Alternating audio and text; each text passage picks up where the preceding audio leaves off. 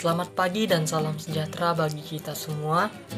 Terima kasih kepada Dr. Ahmal SPD MPD dan terima kasih juga kepada teman-teman yang telah menonton video presentasi saya.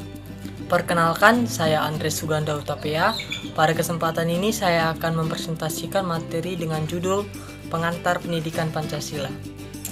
Tapi sebelumnya saya ucapkan terima kasih kepada Dr. Ahmal SPD MPD yang telah memberikan saya kesempatan untuk menyampaikan materi ini. Baiklah, tidak berlama-lama, langsung saja kita masuk ke dalam materinya. Baiklah, pada topik yang akan saya presentasikan terdiri dari 5 subbab.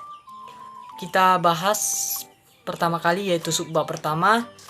Subbab pertama adalah konsep dan urgensi pendidikan Pancasila. Konsep dan urgensi pendidikan Pancasila. Dalam proses sejarah Indonesia, sesungguhnya sebelum Pancasila sebagai dasar negara terbentuk dalam sistem nilai, nilai-nilai Pancasila sebagai pandangan hidup berbangsa telah diwujudkan dalam kehidupan bermasyarakat. Sejak dahulu kala, daerah-daerah di Nusantara memiliki beberapa nilai yang dipegang teguh oleh masyarakat. Contohnya seperti 1. Percaya pada Tuhan dan toleran. Yang kedua, gotong royong. Lalu yang ketiga, musyawarah mufakat. Dan keempat adalah persatuan atau kesatuan sosial. 4 nilai-nilai ini sebelum Pancasila ditetapkan sebagai dasar negara sudah dilakukan oleh masyarakat Indonesia. Itu adalah suatu yang budaya yang terus dilakukan oleh masyarakat Indonesia, sehingga bisa dibilang Pancasila ini adalah lahir dari budaya-budaya masyarakat Indonesia itu sendiri. Lalu urgensi pendidikan Pancasila. Sebelum kita membahasnya, apa sih arti urgensi sendiri? Menurut Kamus Besar Bahasa Indonesia, urgensi adalah keharusan yang mendesak dan hal yang sangat penting. Lalu masuk ke konteksnya, mengapa pendidikan Pancasila sangat penting? Kenapa Pancasila adalah keharusan? Karena Pancasila ini dapat memperkokoh jiwa kebangsaan mahasiswa sehingga menjadi dorongan positif, menjadi bintang penunjuk jalan, sehingga kami sebagai calon pemegang tongkat estafet kepemimpinan di pemerintah nanti, di berbagai bidang maupun di berbagai tingkatan, sehingga kami dapat berpegang teguh dalam nilai-nilai Pancasila, dapat menjaga persatuan dan kesatuan, dan tidak terpengaruh oleh paham-paham asing yang dapat mendorong perpecahan dan dapat membuat kami tidak menjalankan nilai-nilai Pancasila. Lalu, kenapa sih Pancasila ini penting? Pancasila penting karena banyak permasalahan yang mendera di Indonesia. Permasalahan di Indonesia memperlihatkan telah tergerusnya nilai-nilai Pancasila dalam kehidupan bermasyarakat, berbangsa, dan negara. Oleh karena itu, perlu kita ungkapkan berbagai masalah negeri ini yang kita cintai ini, sehingga menunjukkan pentingnya mata kuliah pendidikan Pancasila. Yang pertama adalah masalah kesadaran perpajakan. Kesadaran perpajakan menjadi permasalahan utama bangsa karena uang dari pajak menjadi tulang punggung pembiayaan pembangunan, yaitu APBD dan APBN.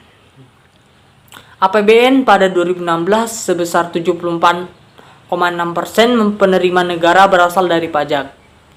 Apa masalahnya? Masalah yang muncul adalah masih banyak wajib pajak perorangan maupun lembaga seperti instansi, perusahaan, dan lain-lain yang masih belum sadar untuk memenuhi kewajiban perpajakan. Membayar pajak adalah suatu kewajiban sebagai kita warga negara Indonesia. Jadi, marilah kita membayar pajak karena itu adalah suatu kewajiban. Sebelum kita menuntut hak, mari kita memenuhi kewajiban kita terlebih dahulu. Lalu masalah yang kedua adalah masalah korupsi. Setelah kita membahas pajak, pasti kita terbayang dengan korupsi. Kenapa? Karena setiap pajak yang kita bayar, pasti masih ada pejabat-pejabat yang tidak jujur. Contohnya adalah kasus korupsi bansos itu adalah pajak yang kita bayar dan dialokasikan menjadi dana bantuan bansos, tapi pemimpin-pemimpin kita yang di pemerintahan masih belum jujur dan masih melakukan tindak pidana korupsi. Tindak pidana korupsi ini adalah hal-hal yang sangat jahat, lebih jahat dari kita membunuh, karena korupsi ini adalah hal yang membunuh secara perlahan, menyakiti kita dahulu sehingga banyak masyarakat yang lebih membutuhkan, tetapi pemimpin kita sangat egois.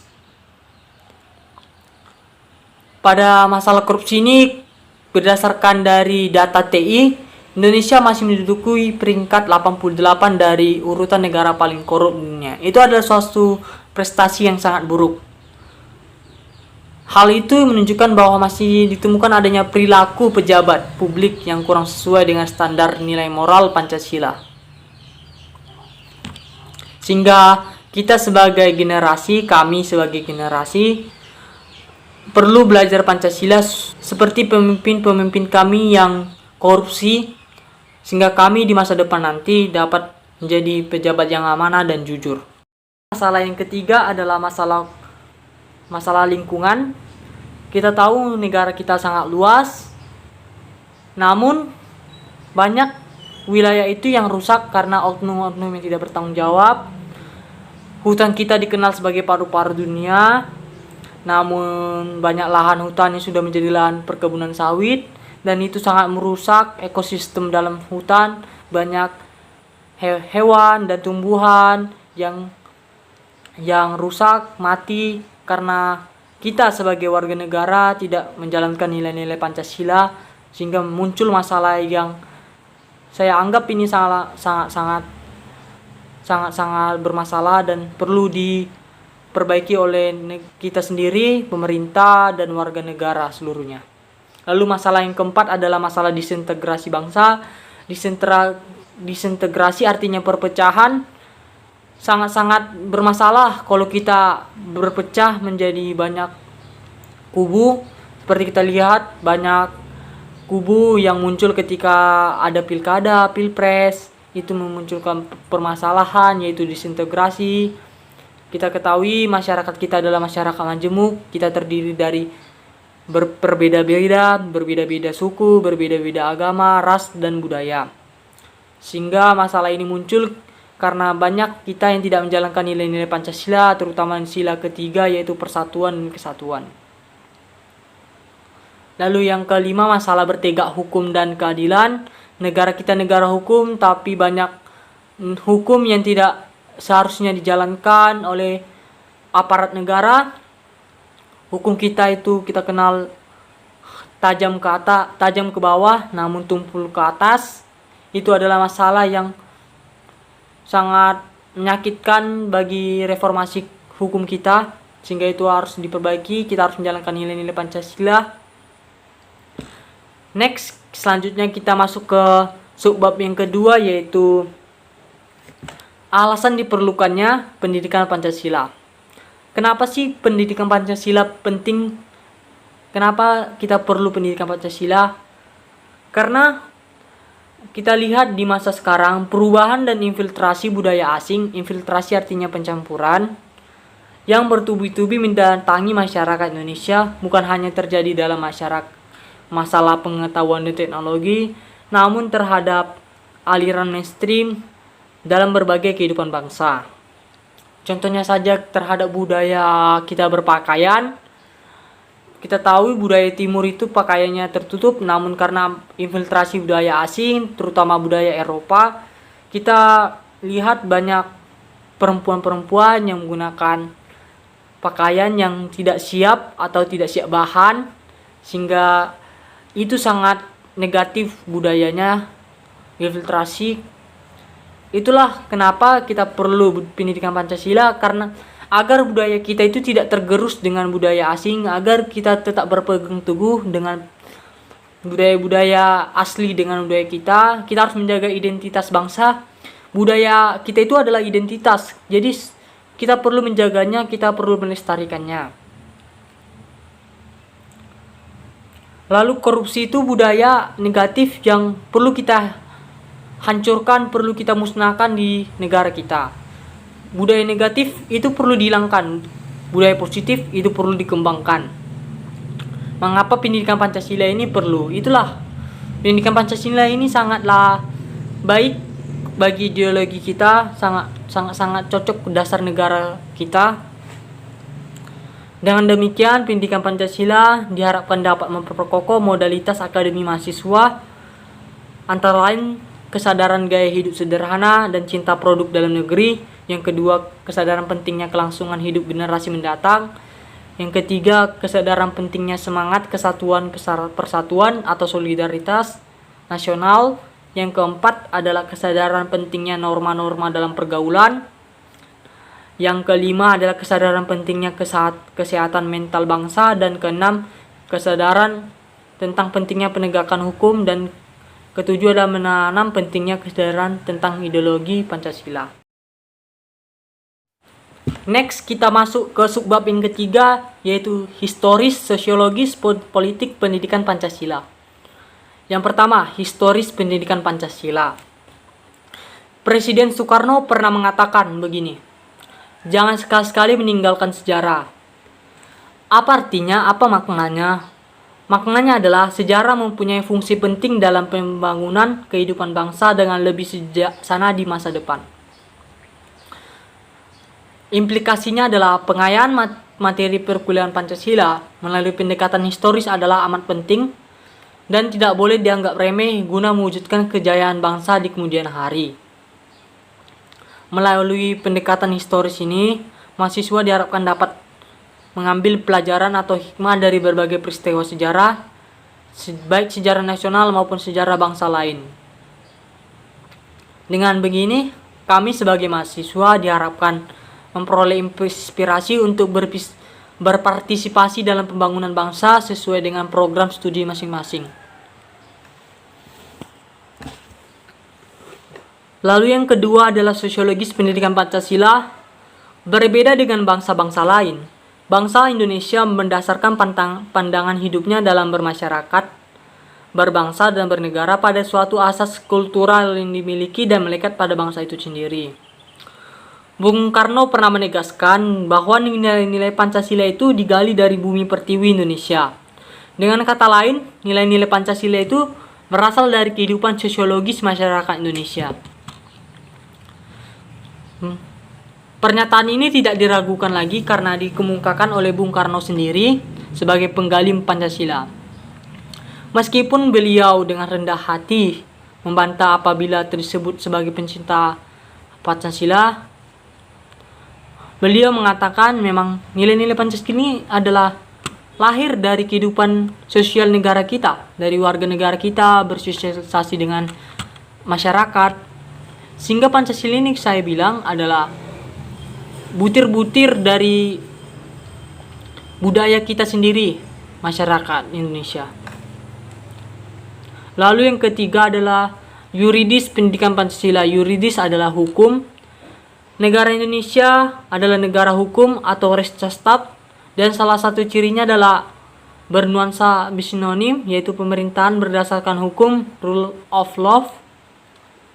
Pancasila sebagai dasar negara merupakan landasan dan sumber dalam membentuk dan menyelenggarakan negara hukum tersebut. Lalu yang keempat, politik pendidikan Pancasila. Salah satu sumber pengayaan materi pendidikan Pancasila adalah berasal dari fenomena kehidupan bangsa Indonesia, fenomena kehidupan politik bangsa Indonesia. Tujuannya agar kita mampu mendiagnosa dan mampu memformalisasikan saran-saran tentang upaya atau usaha mewujudkan kehidupan politik yang ideal sesuai dengan nilai-nilai Pancasila. Bukankah Pancasila merupakan ideologi politik, yaitu mengandung nilai-nilai yang menjadi kaidah penuntun dalam mewujudkan tata tertib sosial politik yang ideal?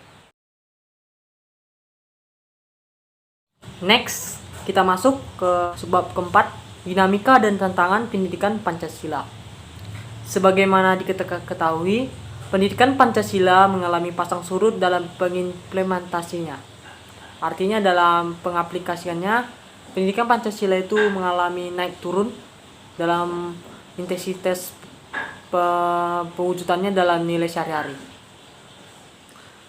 Apabila ditelusuri secara historis atau secara sejarah, upaya pembudayaan atau pewarisan nilai-nilai Pancasila telah secara konsisten dilakukan sejak awal kemerdekaan sampai dengan sekarang, namun bentuk dan intensitasnya berbeda dari zaman ke zaman.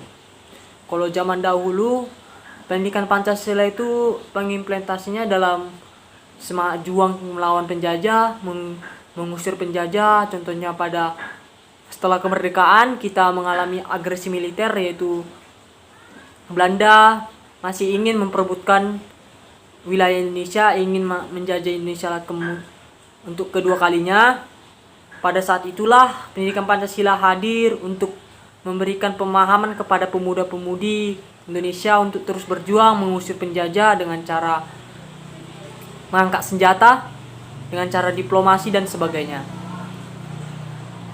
Kalau dalam Pancasila dinamikanya dalam sejarah Indonesia, contohnya pada masa pemerintahan Soekarno, Nasakom lebih populer dari Pancasila. Pada zaman Soeharto, Pancasila dijadikan pembenar kekuasaan melakukan penerapan P4. Sehingga pasca turunnya Soeharto ada kalangan yang mengidentikan Pancasila dengan P4. Lalu tantangan pendidikan Pancasila. Tantangannya ialah menentukan bentuk dan format agar mata kuliah pendidikan Pancasila ini dapat diselenggarakan di berbagai program studi dengan menarik dan efektif. Menarik di sini agar mahasiswa itu tidak jenuh, semangat dan termotivasi untuk belajar mengenai seluk-beluk pendidikan Pancasila, serta kami sebagai mahasiswa lebih paham apa saja butir-butir Pancasila, nilai-nilai implementasinya, dan bagaimana melestarikan nilai Pancasila tersebut. Tantangan ini dapat berasal dari internal perguruan tinggi atau bagian dari dosen, rektor, dan sebagainya. Misalnya faktor ketersediaan sumber daya, contohnya dosen pengajar pendidikan Pancasila, serta spesialisasi program yang makin tajam, yang menyebabkan kekurangan tertarikan sebagai mahasiswa terhadap pendidikan Pancasila. Itulah adalah tantangan pendidikan Pancasila yang harus dilewati oleh kita, oleh pengajar, oleh dosen dalam mengajarkan pendidikan Pancasila. Sedangkan tantangannya yang eksternal adalah krisis keteladanan dari para elit politik dan maraknya gaya hidup hedonistik dalam masyarakat. Artinya, tantangannya adalah dari pemerintah kita sendiri, dari elit politik, dari pejabat-pejabat kita. Apakah mereka bisa mencontohkan apa sih nilai-nilainya Pancasila? Namun dalam nyatanya, pejabat-pejabat kita itu malah melakukan sebaliknya dari nilai Pancasila, seperti melakukan tindak penyuapan, korupsi, penggelapan, serta melakukan tindak kejahatan, contohnya melakukan intimidasi terhadap lawan politiknya. Itu adalah suatu kejahatan yang tidak sesuai dengan nilai-nilai Pancasila. Itu adalah tantangan yang mungkin masih akan susah menghilangkannya, karena dari elit politik saja tidak memberikan keteladanan, memberikan contoh kepada kami.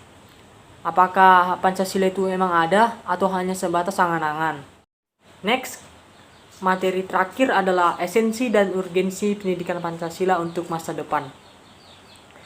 Sebelumnya kita harus mengetahui apa sih arti esensi. Esensi sendiri artinya adalah hakikat, hal yang nyata. Menurut Dirjen Dikti, esensi materi pendidikan Pancasila itu meliputi: 1. Pengantar pengetahuan pendidikan Pancasila, yang kedua Pancasila dalam kajian sejarah bangsa Indonesia, yang ketiga Pancasila sebagai dasar negara, yang keempat Pancasila sebagai ideologi negara, yang kelima Pancasila sebagai sistem filsafat, yang keenam Pancasila sebagai sistem etika, yang ketujuh Pancasila sebagai dasar nilai pengembangan ilmu. Pancasila, untuk mengajarkannya perlu pendekatan pembelajarannya yang direkomendasikan adalah pembelajaran yang berpusat kepada mahasiswa, yaitu student centered learning, untuk memahami dan menghayati nilai-nilai Pancasila, baik etika, filsafat maupun ideologi. Selain itu, urgensi pendidikan Pancasila. Urgensi tadi sudah dibahas, artinya apa? Urgensi pendidikan Pancasila untuk masa depan adalah untuk membentengi dan menjawab tantangan perubahan-perubahan di masa yang akan datang. Perubahan-perubahan tersebut bisa membuat masyarakat kita menjadi maju, bisa juga sebaliknya merusak tatanan ideologi kita. Contohnya adalah ideologi asing seperti komunis, sosialis, dan sebagainya. Sehingga kita perlu membentengi diri kita dengan pendidikan Pancasila. Kita dapat menghilangkan dan menjauhi dari ideologi-ideologi yang bertentangan dengan ideologi Pancasila. Selain itu, urgensi pendidikan Pancasila adalah untuk menjawab perubahan seperti perubahan teknologi dan ilmu pengetahuan.